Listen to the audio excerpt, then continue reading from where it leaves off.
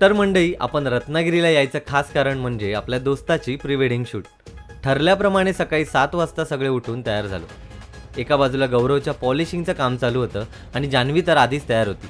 फक्त ती महत्त्वाच्या कामात गुंतली होती. सगळे तयार होऊन आम्ही निघालो पहिल्या लोकेशनकडे आणि येऊन पोहोचलो ते पूर्ण गडावर असलेल्या मंदिराजवळ. हा होता त्यांचा पहिला ट्रेडिशनल लुक. मस्त वातावरण, थंडगार हवा आणि सॉफ्ट लाईटमध्ये शूट करणं म्हणजे एक वेगळीच मजा असते.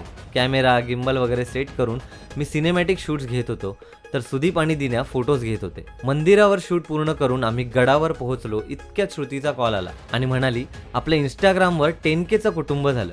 हे ऐकून फार आनंद झाला आणि ही आनंदाची बातमी गडावर ऐकायला मिळणं म्हणजे हे त्याहूनही भारी. त्या मूडमध्ये शूटलाही अजून रंग आला. पहिला लुक कंप्लीट झाल्यावर आम्ही निघालो दुसऱ्या लोकेशनकडे. तोवर दिन्या त्याचं टॅलेंट दाखवण्यात व्यस्त होता आणि सगळ्यांचा मूड फ्रेश ठेवत होता. दुसऱ्या लुकसाठी गौरवची शॉपिंग झाली नव्हती आणि दिन्याची मस्ती काही थांबत नव्हती. लोकेशनवर पोहोचताच पावसाने हजेरी लावली. आता पाऊस पाहून विचार आला, शूट थांबवायचं की काय, पण मग ठरवलं वेळ वाया घालवायचा नाही. म्हणून सगळ्यांनी मस्तपैकी जेवून घेतलं. कोणी फिश थाळी, कोणी चिकन थाळी, तर कोणी व्हेज थाळी मागवली. त्यानंतर सोलकडीवर हात साफ करून सगळ्यांनी मनसोक्त जेवून घेतलं आणि इतक्यात पाऊस थोडा कमी झाला. मग काय, लगेच जुगाड काढला, प्लॅस्टिक वगैरे वापरून शूट सुरू केलं.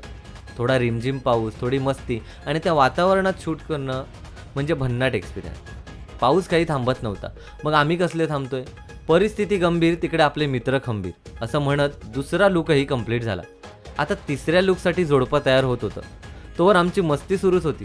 त्यात 10Kचा आनंद हा वेगळाच. कोकणात इलव आणि नाचलव नाही तर कसली मजा, असं म्हणत मजा मस्ती करत तिसराही लुक कंप्लीट झाला.